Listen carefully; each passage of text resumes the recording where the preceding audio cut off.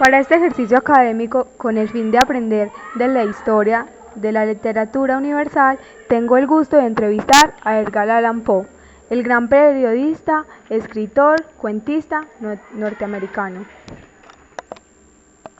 ¿En qué año nació? Nací en Boston, en Estados Unidos, el 19 de enero de 1809 y mi deceso fue el 7 de octubre de 1849, es decir, viví solo 40 años. ¿Qué lo motivó para ser escritor? Para ser escritor es innegable la necesidad de transmitir mis ideas y mis pensamientos. Obviamente desentrañar la esencia de la naturaleza humana, cómo es la naturaleza humana, y eso me ha servido para darme cuenta de la maldad que hay en el hombre. ¿Cuál es su inspiración al hacer estas obras de suspenso? Este género que se llama suspenso, igual que el género policíaco, inicia pues con unas de mis obras. En estas obras yo lo que trato de narrar es simplemente cuál es de alguna manera en esa esencia de lo humano, aquello que nos va mostrando todo un camino que es el que podemos desentrañar de toda la naturaleza humana. Es decir, estamos narrando y tratando de buscar en estas obras cuáles de alguna manera los fines policíacos en los que se encuentran los hombres incluidos en escenas que no son muy naturales, que no son de la cotidianidad. Eso es de alguna manera la inspiración que hace esto. Y obviamente pues mi vida tan fatal, mi vida tan triste, huérfano, también dejado a mis 9 meses, dejado por mis padres naturales, y la adopción y la muerte de mi joven esposa es lo que ha causado y lo que me ha inspirado a escribir sobre la naturaleza misma de los seres humanos.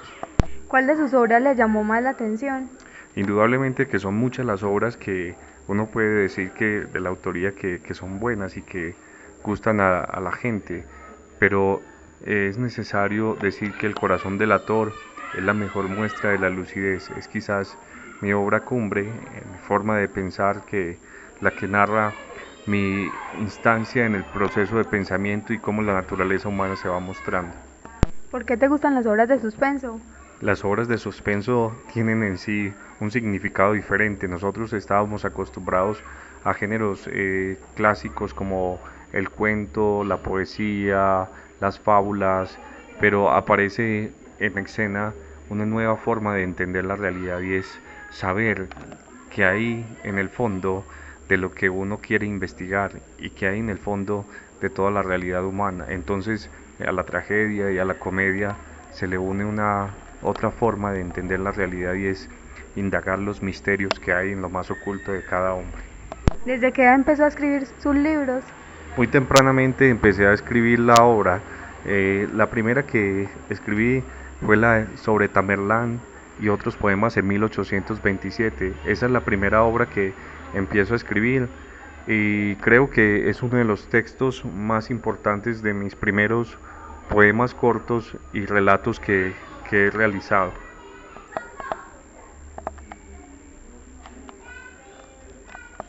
¿Cuántas obras ha escrito? Muchísimas obras que están entre poemas, entre narraciones periodísticas, entre relatos cortos, entre obras de suspenso, novela policíaca y lo que actualmente llaman novela de ficción. Casi una cincuentena de ellos he escrito, narraciones muy cortas, colecciones que se han hecho, por ejemplo, las narraciones extraordinarias, los cuentos que aparecen, además de ello, obras que no aparecen propiamente dentro de las narraciones extraordinarias, por ejemplo, La carta robada y El misterio de Marie Roget, que no aparecen en las narraciones extraordinarias, pero ha sido una cincuentena de escritos. ¿En qué año se casó y con quién? Pues básicamente con Virginia Clem, que fue mi prima. A los 13 años yo la conocí y me casé con ella. Eso fue en el año de 1835, y mi matrimonio fue una de las cosas más bonitas que en la vida pude entender. Obviamente el problema surgió después de la muerte de Virginia, 2 años después de que se casara conmigo.